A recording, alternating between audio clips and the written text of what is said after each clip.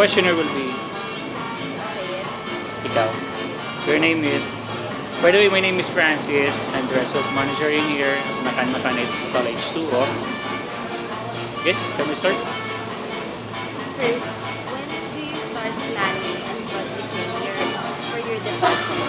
Okay, I start planning for the F&B department is first you must forecast your sales first. Forecasting your sales it depends on the last year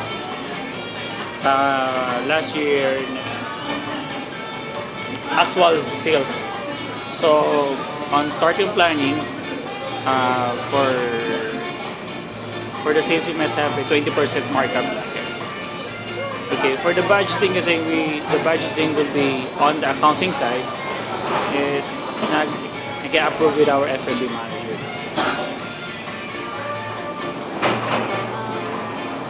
When do you do your strategic plan? When I see the company is not going to the right direction, I mean, if the sales is down, you must have a strategic plan. If the plans were not implemented, what are the alternatives or other options? Does it accumulate on your next year's plan?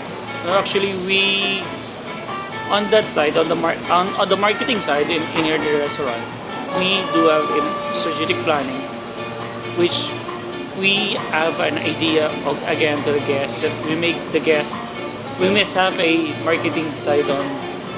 Ibig sabihin ko is a marketing which we can benefit all to increase the sales.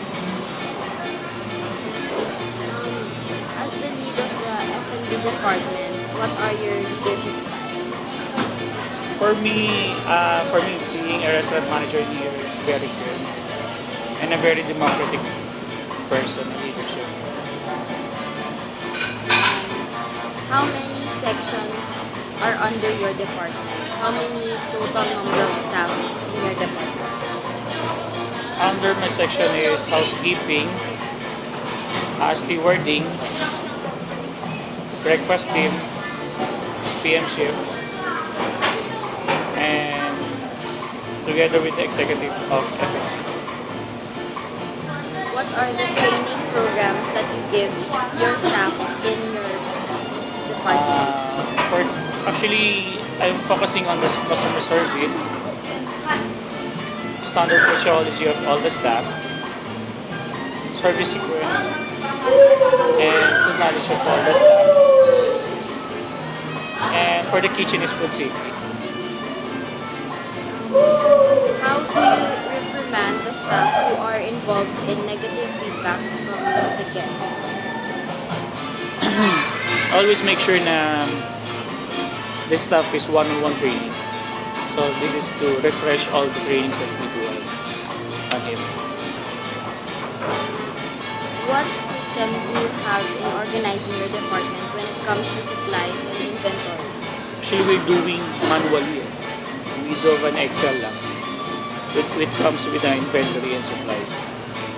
But we're doing this monthly. What is the ratio of your waiters with the number of guests for a buffet setup or for an a la carte? For the buffet service, the ratio is 2:10. And for the a la carte is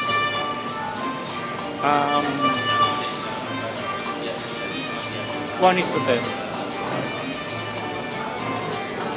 What are the cost controls that you have introduced in your department? For the cost control, this is the example of ordering on our supplier. First, you must have your market list. Doon mo ilalagay lahat ng order mo. After that is, you must purchase yung order mo. And receiving, after yung order din, receive mo na siya. And then after receive, stockman will update all the stock card. And after that, withdrawal slip with all the staff, kitchen staff. And then production report with the kitchens. And after that, sales comparative versus the same order. What are the strategies that you do in scheduling your staff? For scheduling naman is, I always forecast versus last year. Kung ano yung event ngayon or event last year. How do you control your variable costs in your department?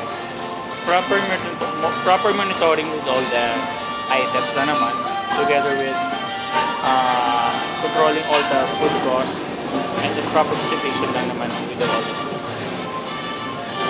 Basta, ayun, pinahirapan niyo ako. Thank you so much. Thank you po. May question pa kayo?